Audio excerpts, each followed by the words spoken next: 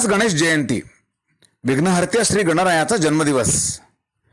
त्यानिमित्त रावेर शहराचे ग्रामदैवत असलेल्या श्री पाराच्या गणपती मंदिरावर सुरेख आरास करण्यात आली होती. स्वयंभू मूर्तीला चांदीचा मुकुट आणि विविध प्रकारच्या पुष्पहारांनी सजवण्यात आले होते. मंदिराचा आतील गाभारा रंगीबेरंगी फुलांनी उत्कृष्टपणे सजवण्यात आला होता, तर बाहेरचे सभामंडपही विविध रंगी फुलांनी सुशोभित करण्यात आले होते.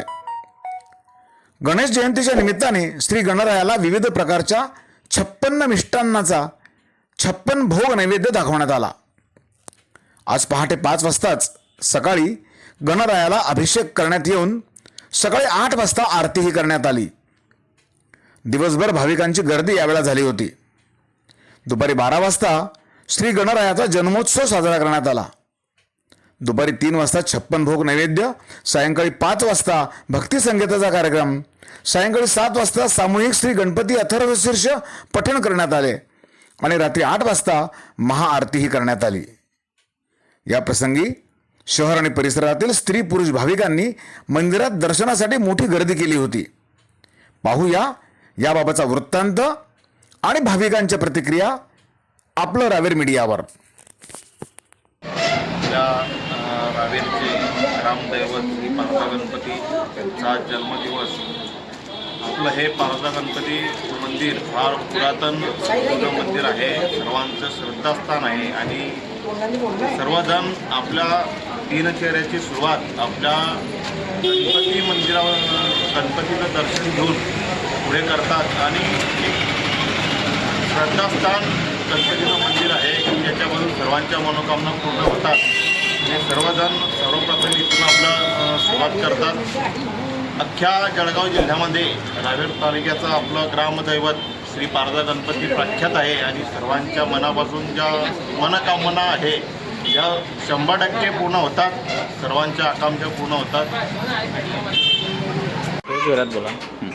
निर्विघ्नं कुर्मे देव सर्व कार्येषु सर्वदा. सनातन धर्मामध्ये अनेक देवता होऊन गेले. ज्याला शक्ती पाहिजे आहे त्याला हनुमानाची उपासना करावी, ज्याला धन पाहिजे आहे त्याने लक्ष्मीची उपासना करावी, ज्याला आरोग्य पाहिजे आहे त्यांनी सूर्याची उपासना करावी, ज्याला आयुष्य पाहिजे आहे त्याने महादेवाची उपासना करावी, तर ज्याला बुद्धी पाहिजे आहे निर्विघ्नं कुर्मे देव सर्व कार्येषु सर्वदा त्याने भगवान गणपतीची उपासना करावी. आज गणेश जयंतीचा महापर्व काळ. या रावेर शहरातील वालुकामय मूर्ती, आज माझंही वय जर 45 असलं तरी काही वर्ष म्हातारे होऊन गेले, काही वयोवृद्ध लोकांनाही सांगितलं आहे की हे रावेरचं ग्रामदैवत आहे. अशा ग्रामदैवताचा गणेश उत्सव प्रारंभ झालेला आहे.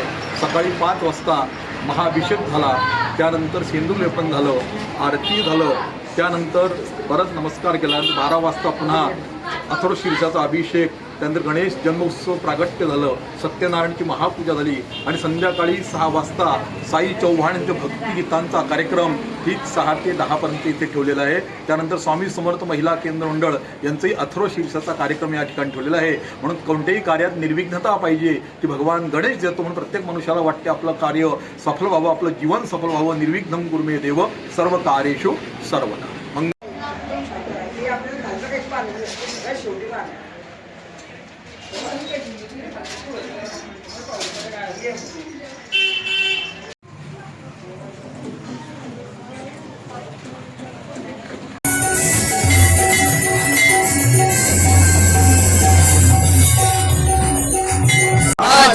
अवतारम अश्रुतारम अदातारम